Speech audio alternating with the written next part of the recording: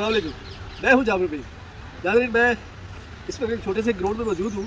यहाँ पे फैमिलीज आई हुई और बच्चे यहाँ पे फुटबॉल खेल रहे थे और मैंने उनको खेलते हुए देखा। तो मेरी तरफ वो फुटबॉल आया तो मैंने उनकी तरफ फेंका और मैं भी उनके साथ, दिल में बात आई कि चलो थोड़ा सा बच्चों के साथ खेल लेते, तो मैंने उनके साथ खेलना शुरू कर दिया। बच्चे मेरे साथ घुल मिल गए और मैं उनके साथ घुल मिल गया। उनके मम्मी पापा मुझे खेलता हुआ देख के हंसी जा रहे थे कि मैं किस तरह छोटे बच्चों के साथ छोटा बच्चा बन गया हूँ।